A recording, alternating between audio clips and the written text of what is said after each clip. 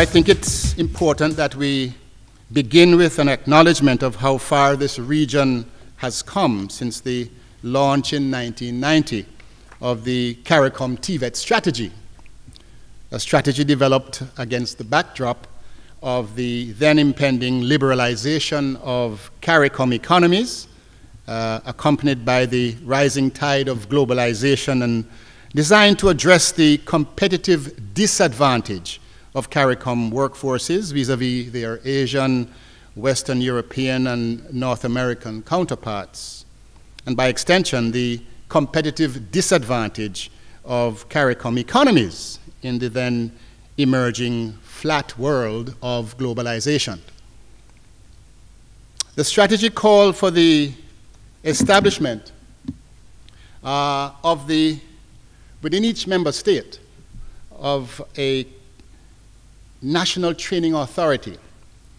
Some states call it National Training Agency, some call it TVET councils, many different names for the same thing, a national training authority that would assume responsibility for putting in place the necessary mechanisms and facilities to ensure citizens' accessibility to market-driven training, retraining, assessment and certification to internationally benchmarked standards.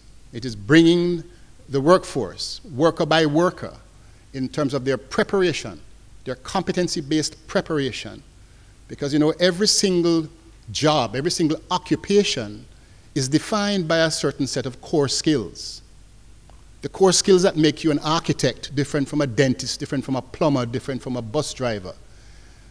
And these core skills that define you in that particular occupation are skills that are benchmarked internationally. There are certain, these competencies can actually be delineated in terms of the knowledge, the skill, and the aptitude. Okay? The cognitive, the psychomotor, and the affective domains of learning. That's the preparation of competency-based training, standards-based training. So we benchmark it globally. So when we train, assess, and certify the plumber, or the dentist, or the bus driver, whatever the occupation may be, it is imperative for us to benchmark that training, the standards that drive that training, and the standards that determine the assessment and the certification. When your person is certified, they're certified to compete globally. They can go anywhere in the world because they have those core skills that define them in whatever occupation they are at. And that's how we manage the training system in the Caribbean. CARICOM can boast the existence of a qualifications framework, a Caribbean vocational qualification based on internationally benchmarked standards of competence adopted region-wide, and a Caribbean Association of National Training Agencies that keeps this whole process intact. This CVQ is the skilled workers visa to enter the pool of world-class certified CARICOM workers, ready to take advantage of decent work opportunities region-wide. And CARICOM employers to have access to a region-wide pool of world-class talent, making it possible for Caribbean enterprises to enhance their global competitiveness. This is a tough message, and I listened to Bobby this morning.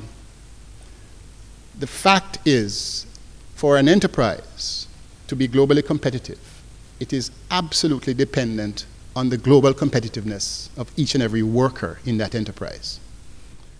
We are talking about human capital now.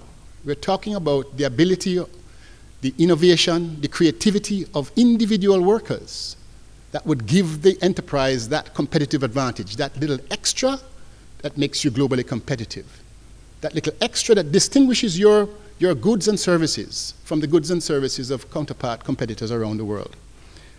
That's what we're talking about, building that competitiveness, enterprise by enterprise. So it's important for us to continue the drive to convince our Caribbean employers to ask for the certification. And when you ask for the certification, when you say, I need a plumber, and I need you to be certified with the CVQ, what you're doing is putting a real pull factor into the education system and the training system. So the youngsters who are desirous of entering the workforce understand you have to come with some certification that attests to your competence to do. Let me remind you that the training system is for everybody, all working age citizens. Because in this time, they say you probably have to retrain about 7-8 times in your working life. Because as the technology gallops along and transforms various occupations, you have to retool yourself. Sometimes your particular occupation becomes obsolete.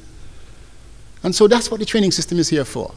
It's a facility, a useful utility for that reason, to assist our citizens to retool and maintain their relevance.